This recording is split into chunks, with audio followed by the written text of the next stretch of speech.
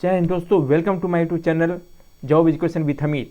और आज का हमारा ये वीडियो बहुत ही महत्वपूर्ण होने वाला है, और खास करके उन बच्चों के लिए जो जनरल कंपटीशन की तैयारी करते हैं। उनको भारतीय राष्ट्रीय आंदोलन से काफ़ी क्वेश्चन पूछे जाते हैं एग्जाम्स में, इसीलिए मैंने ये वीडियो तैयार किया है। और इस वीडियो में जो आपको इन्फॉर्मेशन देने वाला हूँ, ये शायद ही कहीं आपको एक जगह इकट्ठा किसी वीडियो चैनल पर या यूट्यूब चैनल पर आपको मिलेगा। तो दोस्तों, हमारे YouTube चैनल पर आप लोग बने रहें, और जिन लोगों ने भी अभी तक सब्सक्राइब नहीं किया है, प्लीज़ आप लोगों से रिक्वेस्ट है कि हमारे YouTube चैनल को आप लोग अधिक से अधिक सब्सक्राइब करें और शेयर करें।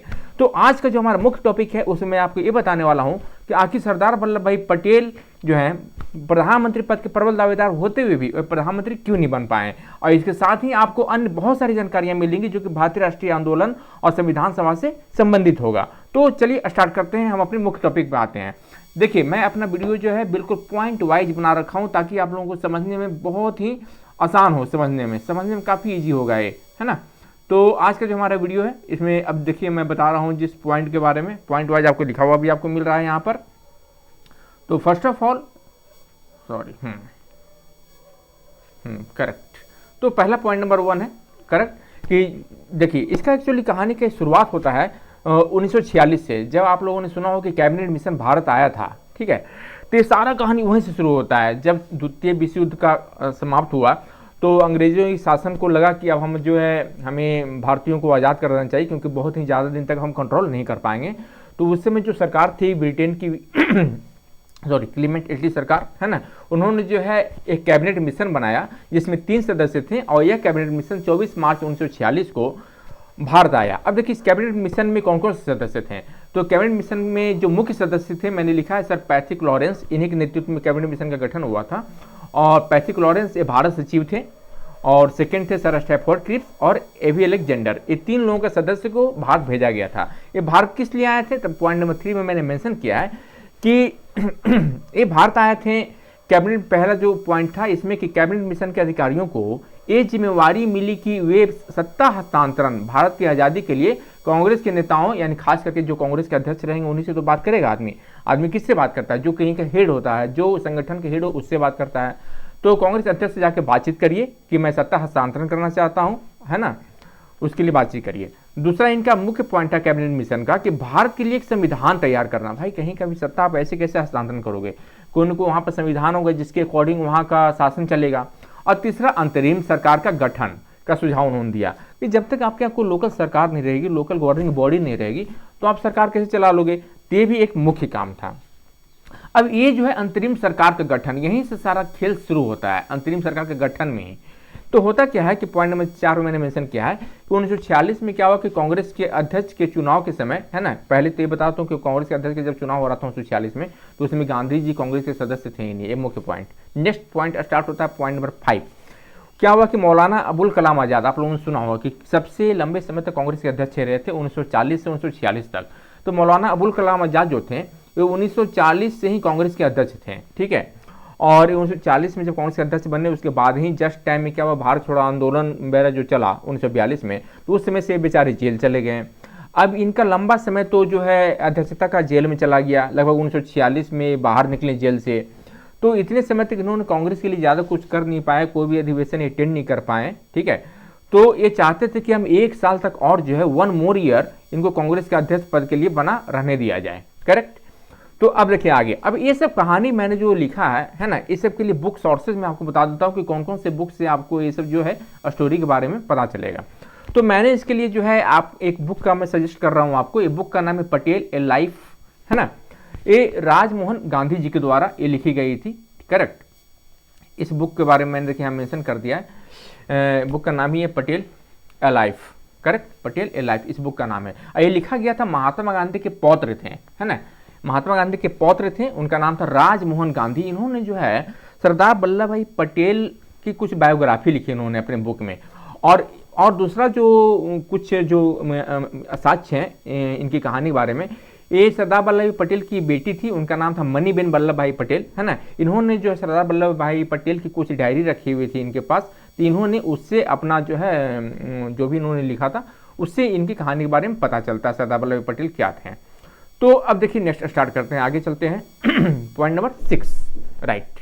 तो पॉइंट नंबर 6 में है कि 20 अप्रैल 1946 को गांधी जी ने अबुल कलाम आज़ाद, जो उस समय कांग्रेस के अध्यक्ष थे, है ना, उनको जो है कांग्रेस, सॉरी यहाँ पर कांग्रेस गलत लिखा गया है ना, कांग्रेस के अगले अध्यक्ष पद के लिए, है ना, जो चुनाव होने वाला था उसके लिए पत्र लिखा। महात्मा गांधी ने अबुल कलाम आज़ाद को पत्र लिखा, क्योंकि 1946 में कांग्रेस का अध्यक्ष पद का चुनाव होना था, और इसी चुनाव होना था क्योंकि महात्मा गांधी को पता चल गया था, है ना, यानी जो भी कांग्रेस के उस समय नेता थे उनको पता चल गया था कि अंतरिम सरकार के गठन को सुझाव चूंकि दिया गया था कैबिनेट मिशन के द्वारा, पॉइंट नंबर 3 में जो मैंने मेंशन किया है, तो इसके लिए अंतरिम सरकार का गठन जब होगा तो श्योर सी बात है कि इसमें जो भी हेड बनेगा, तो हेड कौन, तो श्योर सी बात है कि कांग्रेस का ही अधिकांश सदस्य को जीतना था, तो कांग्रेस के सब अधिकांश सदस्य जीतेंगे तो जो कांग्रेस का अध्यक्ष होगा उसी को तो प्रधानमंत्री पद मिलेगा। तो दूर से ही पता चल गया था कि कांग्रेस का अध्यक्ष पद मेन मायने रखता है, करेक्ट। तो अब आगे देखिए क्या हुआ इसमें। तो 20 अप्रैल 1946 को महात्मा गांधी ने जो है ना, अबुल कलाम आज़ाद को पत्र लिखा उन्होंने। और ये पत्र क्यों लिखा, क्योंकि अप्रैल में ही अबुल कलाम आज़ाद जो है जब जेल से बाहर आ गए थे तो इन्होंने जो है प्रेस कॉन्फ्रेंस या फिर पत्रकारों को बताया कि मैं चाहता हूं कि 1 साल के लिए और जो है हमें, है ना, कांग्रेस के अध्यक्ष पद के लिए रहा जाए, रहने दिया जाए, ताकि मैं कांग्रेस के लिए कुछ कर सकूं, क्योंकि मैंने अभी तक पार्टी के लिए ज़्यादा कुछ किया नहीं है, क्योंकि अधिकांश समय तो मेरा जेल में ही चला गया। तो ऐसा स्टेटमेंट देने के बाद महात्मा गांधी को जब पता चला ऐसा स्टेटमेंट दिया गया, तो महात्मा गांधी तो चूँकि डायरेक्टली कहिए इनडायरेक्टली कहिए, नो डाउट कि वो जवाहरलाल नेहरू को सपोर्ट करते थे, तो इन्होंने एक पत्र लिख करके अबुल कलाम आज़ाद को लिखा उसमें कि अगर मुझसे, देखिए मैंने हाईलाइट कर दिया, अगर मुझसे पूछा जाए तो मैं जवाहरलाल नेहरू को ही प्राथमिकता दूंगा, मेरे पास इसकी कई वजहें हैं, ठीक है, अभी उसकी चर्चा क्यों की जाए, अभी मैं उसका चर्चा करना नहीं चाहता हूँ, और हमें लगता है कि जवाहरलाल नेहरू ही कांग्रेस के अध्यक्ष पद के लिए अगले दावेदार होंगे तो ज़्यादा अच्छा रहेगा। फिर नेक्स्ट इन्होंने लिखा अपने लेटर में कि आप पूर्व में पत्रकारों को अपने दिए गए स्टेटमेंट के बारे में फिर से स्टेटमेंट दें, फिर से एक प्रेस कॉन्फ्रेंस करें या पत्रकारों को बताएं, और बताइएगा क्या बताएंगे आप, कर आपका पुनः अध्यक्ष पद बनने का इरादा नहीं है, यानी आप पुनः अध्यक्ष नहीं बनना चाहते हैं, हमारा इरादा नहीं है। और तो समझ गए अबुल कलाम आज़ाद जो है, समझ में गए कि महात्मा गांधी जी क्या कहना चाह रहे हैं। और नो डाउट कि उस समय महात्मा गांधी जी का सभी सम्मान करते थे, उनके बातों को सभी मानते थे, क्योंकि महात्मा गांधी का जो कुछ बोल रहे हैं तो श्योर सी बात है वो दूरदर्शी थे महात्मा गांधी, भविष्य में क्या होने वाला उसको सोच समझ करके ही ये बताते थे। तो इस प्रकार गांधी जी के कहने पर क्या हुआ, अंततः अबुल कलाम आज़ाद जी जो हैं वो कांग्रेस के अध्यक्ष पद के लिए छोड़ दिया उन्होंने, यानी कि वो अध्यक्ष पद के लिए उन्होंने नॉमिनेशन नहीं डाला, और नेहरू जी के लिए उन्होंने इनडायरेक्टली छोड़ दिया। पॉइंट नंबर 7 में मैंने देखिए लिखा है, हुआ यूँ फिर क्या कि 26 अप्रैल 1946 को, है ना, 26 अप्रैल 1946 को अबुल कलाम आज़ाद जी जो है पत्रकारों को फिर बताते हैं, क्योंकि महात्मा गांधी ने कहा था कि भाई स्टेटमेंट चेंज करो अपना, तो इन्होंने पत्रकारों को बताया 26 अप्रैल 1946 को कि वर्तमान परिस्थिति को देखते हुए हमारे विचार से जवाहरलाल नेहरू कांग्रेस के अध्यक्ष पद के लिए उचित होंगे, है ना। और यह स्टेटमेंट उस समय के जो न्यूज़पेपर और भी बहुत सारे न्यूज़पेपर, मैंने तो हिंदुस्तान टाइम्स के बारे में देखिए यहाँ पर जिक्र कर दिया है, उस समय हिंदुस्तान टाइम्स ने छापा था, करेक्ट, मैंने देखिए यहाँ पर मेंशन किया है, हिंदुस्तान टाइम्स ने लिखा है इस बात को, है ना, कि Maulana Abul Kalam Azad held this office for 6 years, the longest period for any individual to be Congress president in statement on Friday. Friday का मतलब ये हुआ कि 26 अप्रैल 1946 को फ्राइडे था, उस दिन जो है इन्होंने स्टेटमेंट दिया अबुल कलाम आज़ाद जी ने कि भाई अगले अध्यक्ष पद के लिए हमें ऐसा लगता है कि जवाहरलाल नेहरू ही इस पद के लिए उचित दावेदार होंगे, उनके अंदर काफ़ी काबिलियत है और इस पद के लिए वही हकदार हैं, करेक्ट। चलिए स्टेटमेंट इन्होंने दे दिया। इससे क्या हुआ कि ये तो बैक हो गए और जवाहरलाल नेहरू जी के लिए अध्यक्ष पद का रास्ता साफ कर दिया इन्होंने। नेक्स्ट देखिए 8 नंबर पॉइंट में मैंने मेंशन किया है कि उस वक्त केवल प्रदेश कांग्रेस कमेटी पीसीसी के पास काफ़ी पावर होती थी, पीसीसी ही जो है पार्टी अध्यक्ष को नॉमिनेट करती थी और चुन सकती थी, ये पीसीसी का काम था। तो उस समय पीसीसी में, है ना, 15 समिति थी, अब 15 में से 12 समितियों ने सरदार वल्लभ भाई पटेल को नॉमिनेट किया। देखिए यहाँ से मेन कहानी शुरू होता है, सोचने वाली बात है कि कांग्रेस प्रदेश कांग्रेस कमेटी थी वो 15 में से 12 समितियों ने सरदार वल्लभ भाई पटेल को सपोर्ट किया, बाकी जो 3 थे इसके बारे में जहां तक मैंने पढ़ा है कहीं लिखा हुआ है कि ये तीनों ने किसी अन्य को, जिसमें जेबी कृपलानी भी थे, पट्टा भी इसी तरह मैया भी थे, उनको सपोर्ट किया इन तीनों ने, और कहीं कहीं ये भी लिखा है कि ये तीनों जो है चुनाव में भाग ही नहीं लिए, है ना। तो जो भी हो, लेकिन बहुमत तो यहाँ देखने में लग रहा है कि 15 में से 12 जो है, चूंकि सरदार वल्लभ भाई पटेल जी को नॉमिनेट किया था। देखिए सरदार वल्लभ भाई पटेल जी के अंदर काबिलियत ये थी, काबिल तो दोनों थे, जवाहरलाल नेहरू जी भी काबिल थे, सरदार वल्लभ भाई पटेल भी काबिल थे, लेकिन सरदार वल्लभ भाई पटेल की खासियत ये थी कि पार्टी में मजबूत पकड़ रखते थे। कांग्रेस पार्टी में काफ़ी लोकप्रिय थे और कांग्रेस पार्टी के नेताओं के लिए बहुत ही लोकप्रिय थे, जबकि जवाहरलाल नेहरू जी जो थे आम जनता के बीच काफ़ी लोकप्रिय थे और विदेशों में इनकी काफ़ी पकड़ थी, है ना, क्योंकि ये बहुत सारे यूनिवर्सिटी में पढ़े हैं ना, कैम्ब्रिज में पढ़े हैं और कहाँ काफ़ी यूनिवर्सिटी में पढ़े हैं। और दूसरी बात कि महात्मा गांधी के करीबी भी थे जवाहरलाल नेहरू जी, ठीक है। तो पार्टी में जो कि मजबूत पकड़ तो वल्लभ भाई पटेल जी की थी, तो इसी कारण जो है पार्टी के जितने भी नेता थे, सदस्य थे, उन्होंने सरदार वल्लभ भाई पटेल जी को ही नॉमिनेट किया। अब सोचिए बहुमत 100% चली गई सरदार वल्लभ भाई पटेल जी के साथ, जवाहरलाल नेहरू जी का नाम किसी ने आगे नहीं बढ़ाया। ये तो महात्मा गांधी जी को अच्छा नहीं लगा, महात्मा गांधी जी को बिल्कुल ही अच्छा नहीं लगा। तो यही बात जो है महात्मा गांधी जी ने जवाहरलाल नेहरू को बताया, जवाहरलाल नेहरू जी को बताया। पॉइंट नंबर 8 में मैंने मेंशन किया है, जब गांधी जी ने जब गांधी जी ने नेहरू को बताया कि उनका नाम किसी भी प्रदेश कांग्रेस कमेटी ने आगे नहीं बढ़ाया है, तो वे चुप रहे। भाई अब जवाहरलाल नेहरू क्या करेंगे, तो उनको पता था कि यार हम तो अंदर में उतना लोकप्रिय नहीं है, आप कुछ कर भी नहीं सकते हैं, सब तो सपोर्ट कर दिया सरदार वल्लभ भाई पटेल जी को। और नेहरू जी को नंबर 2 पे रहने का बिल्कुल तैयार होने थे, बोले हम नंबर 2 तो रह ही नहीं सकते हैं भाई, है ना, या तो हम कांग्रेस में रहेंगे ही नहीं और जो हमारी लोकप्रियता नहीं है तो या तो हम बाहर चले जाएंगे सीधा, ठीक है, या तो हमको नंबर 1 रहना है। और गांधी जी इस सब बातें समझते थे और गांधी जी के लिए दोनों व्यक्ति लोकप्रिय थे। सरदार वल्लभ भाई पटेल भी, देखिए मैंने फोटो डाला है, अक्सर इस तरह के फोटो आप लोग देखे होंगे बहुत जगह कि महात्मा गांधी सेंटर में हुआ करते थे और लेफ्ट हैंड राइट हैंड में जो है सरदार वल्लभ भाई पटेल जी और जवाहरलाल नेहरू जी रहा करते थे अक्सर, ठीक है। इनके लिए दोनों ही लोकप्रिय थे। लेकिन दोनों में फर्क ये था कि सरदार वल्लभ भाई पटेल जी थोड़े काफ़ी समझदार थे, महात्मा गांधी की बातों का अनुसरण करते थे, जो भी महात्मा गांधी जी बोल देते थे सरदार वल्लभ भाई पटेल को उनके फॉलो करते थे, उनकी बात को काटते नहीं थे सरदार वल्लभ भाई पटेल। अब महात्मा गांधी जी को ये बात पता था कि सरदार वल्लभ भाई पटेल को हम जो भी बोलेंगे हमारी बात मानेंगे, जबकि जवाहरलाल नेहरू जी, है ना, वो ऐसे नहीं थे, इनके दिमाग में जो घुस गया है ना वो वही करेंगे जवाहरलाल नेहरू जी, ठीक है। और महात्मा गांधी के काफ़ी लोकप्रिय तो ऐसे देखा जाए जवाहरलाल नेहरू थे, लेकिन सरदार वल्लभ भाई पटेल जवाहरलाल नेहरू जी के पहले ही संपर्क में आ चुके थे महात्मा गांधी के। जो सरदार वल्लभ भाई पटेल हैं, इनके पिताजी भी जो है वो महात्मा गांधी के संपर्क में रहा करते थे। 1857 के समय से ही जो अपने सरदार वल्लभ भाई पटेल, इनके पिताजी वो स्वतंत्रता आंदोलन में एक्टिव थे, है ना। तो पॉइंट नंबर 9 में देखिए मैंने मेंशन किया है कि गांधी जी ने सरदार पटेल से कहा कि वे अपना नाम वापस ले लें। देखिए यही पर हुआ। अब महात्मा गांधी जी को दोनों को साधना था, जवाहरलाल नेहरू जी को भी साधना है, सरदार वल्लभ भाई पटेल जी को भी साधना है। तो महात्मा गांधी ने जानते ही थे सरदार वल्लभ भाई पटेल तो मान ही जाएंगे, तो इनको बोला सरदार वल्लभ भाई पटेल जी को कि देखिए आप ऐसा करिए कि आप अपना नॉमिनेशन जो है वापस ले लीजिए। तो श्योर सी बात है कि नंबर 1 नंबर 2 और जो नंबर 1 वाला जो व्यक्ति वापस ले लेगा नॉमिनेशन, तो नंबर 2 वाले का नंबर आ जाएगा।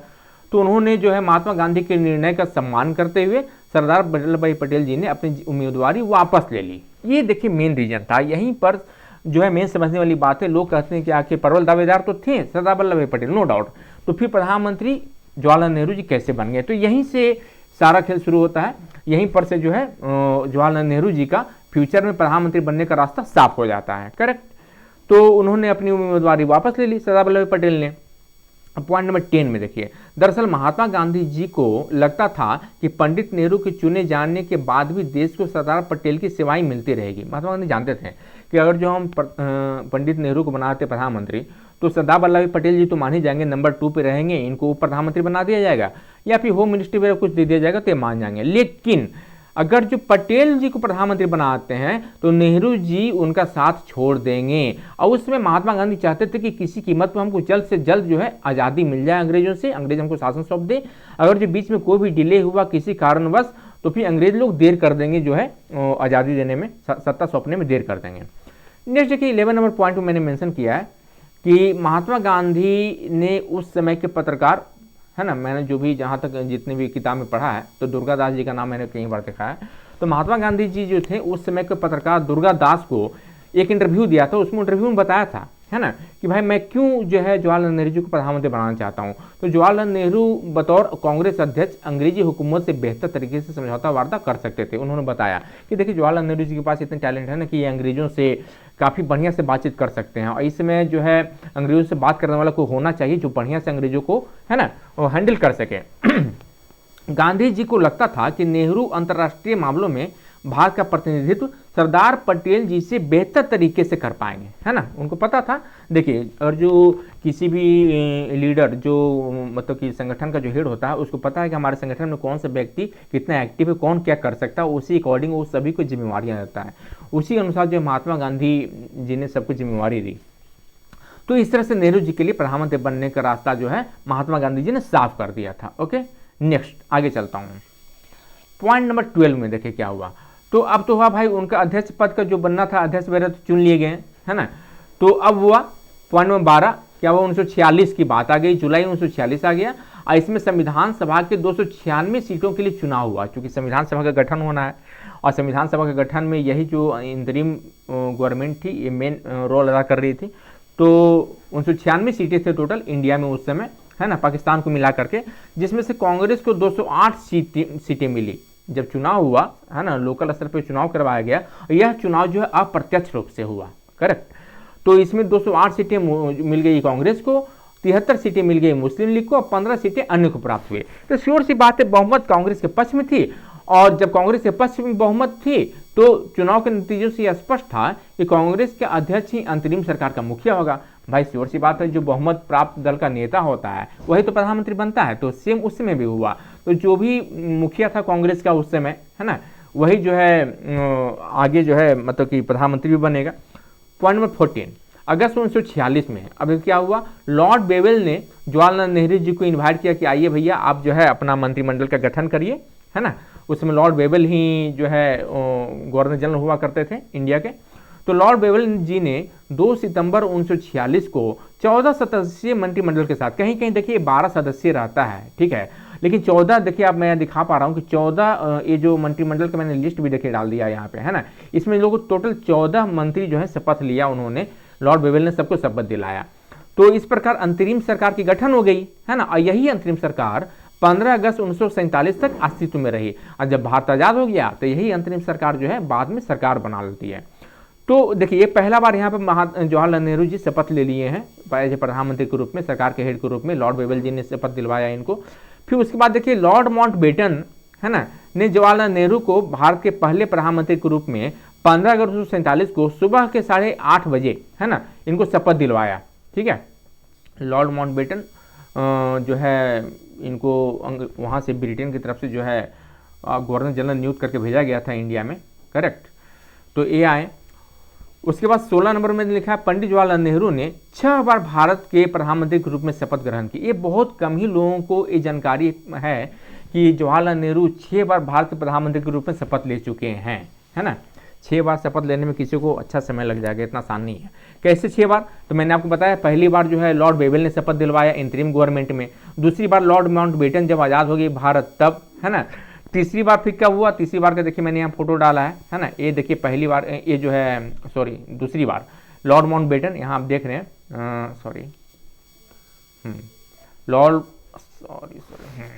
लॉर्ड माउंटबेटन यहाँ पे है, करेक्ट, है ना। और बगल में जवाहरलाल नेहरू जी खड़े हैं। लॉर्ड माउंटबेटन को शपथ दिलवा रहे हैं प्रधानमंत्री पद के लिए जब भारत आज़ाद हो गया तब 15 अगस्त को, है ना।